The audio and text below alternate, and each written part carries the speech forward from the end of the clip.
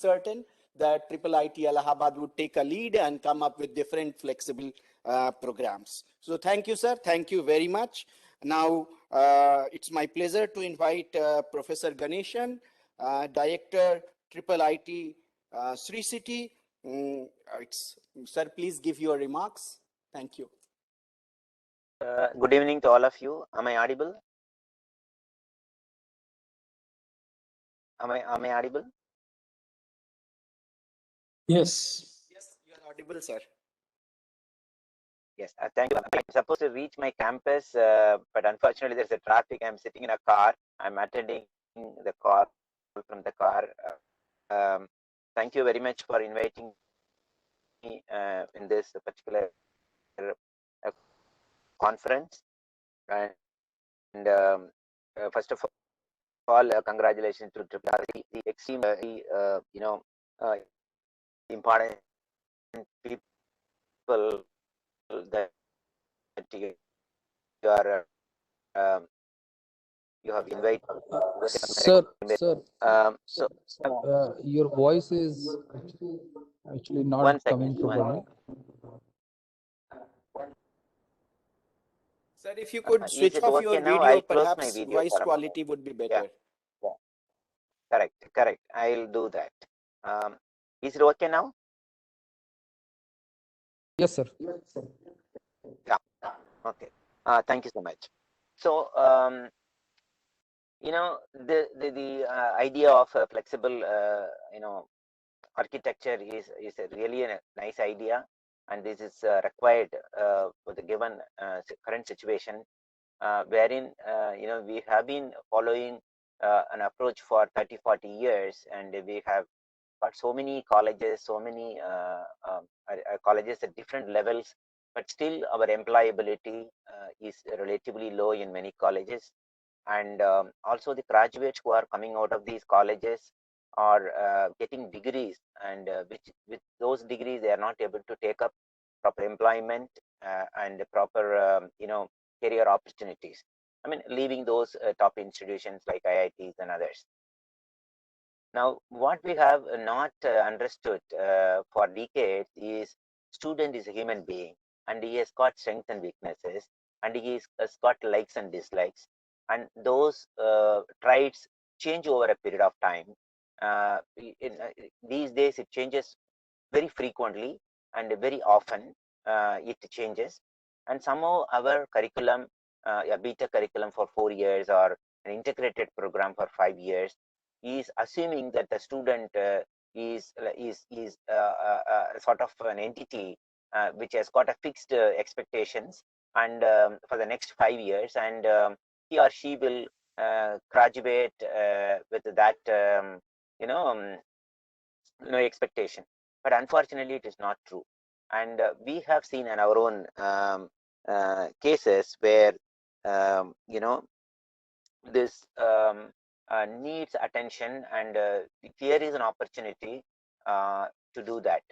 The first thing that has happened is the digital learning or digital platforms that are today leveraging and enabling education at anywhere, anytime. And one of the important features of that is self-learning, and you don't need to really teach the students for 60 hours, and the assumption that we think that the students learn only out of our lectures is being now proved to be wrong. And the students have their own pace, they have their own ways of learning, and the flexible systems will allow us to provide that. There are two important things that were talked at the beginning.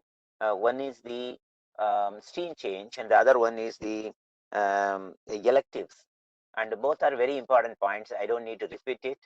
And the students who join the degree when they are 17 years old and they come into the college, start talking to the teachers, talking to the peers, listen to lectures, read on their own, then they think that this particular branch of study is what they don't want to do, and they are liking is somewhere else.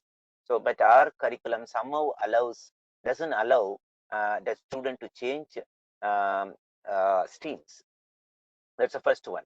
The second one is the electives. Everybody talked about electives, and we somehow offer electives at the end. And somebody pointed out that these electives were offered, and there was no excitement in taking those electives and learning something out of those electives.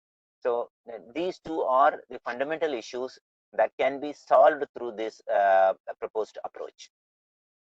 Today, we have in the last 2 years in our institute, IIIT Sricity, we have introduced what is called a specialization, BTech specialization. Now, why we did this? We have 250 computer science students, and we have one curriculum for 250 computer science. It's a typical vanilla curriculum that we have, and with the 150, 160 credits, and everybody goes through this. And the market, if you look at the job market, they are looking at specialized graduate, or in the sense that they should have some basics of certain emerging technologies. Only then they are interested to hire them. So we realized this vanilla BTech computer science program or vanilla BTech EC program is not going to really help, and they need to really look at further specialization. We have what we did was we reduced the overall credit requirements from 160 to 144, and we introduced specialization starting from the 4th semester. They will start looking at specialization, and they do about 20 credits through courses and projects. And we found this approach used to be really helping the students. So with this, what is happening is, instead of a student taking random electives across various topics, when they do a series of different but related electives under a specialization, it helps. So this flexibility can further be extended in the proposed approach. A student can take a specialization from another university, or 2 subjects under a specialization can be taken from another university. This flexible architecture will allow what we have done is within an institution, but what can happen is it can be taken across institutions. The second thing is about the skill focus that someone pointed out. Now, what is happening is today the employability improves, their ability to become entrepreneurs, the ability to work in startups improves if more and more skill orientation or skill focus is there in the teaching learning process. And for example, we have last batch of students introduced a track of 3 courses. We call it as full stack development. Now they go through the course starting from 3rd, 4th, 5th semesters, and they do an internship in the summer, and their employability has improved significantly. So this is about the how do we integrate skill. Now this kind of courses, let's say it's full stack development, it can be something else. Now this particular opportunity can be made available students of other universities as well. So this flexible architecture will provide that as well.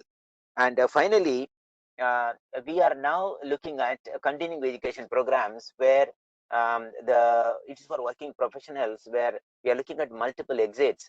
And a 2-year MTech program is divided into 3 stages of 8 months in terms of time to a period.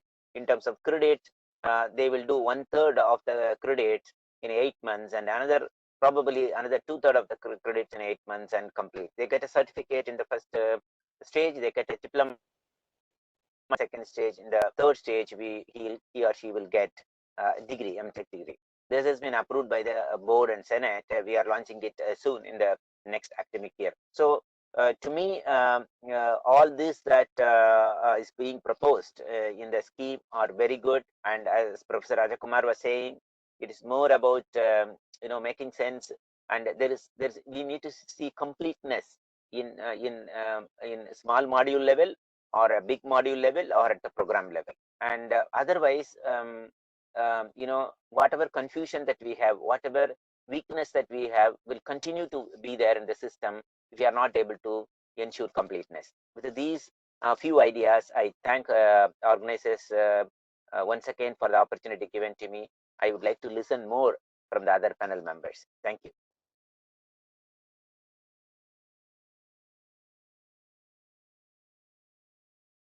Thank you, Professor Ganesan, for your words. You have touched upon very important topic, and I always feel sometimes my colleagues don't like it when I say that students are getting into program just to get a good employment. But it's very, very important that we bring this topic front and center, and we cater to their need.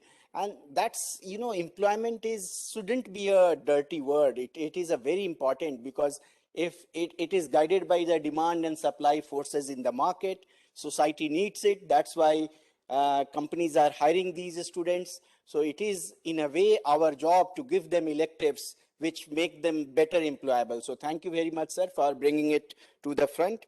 Now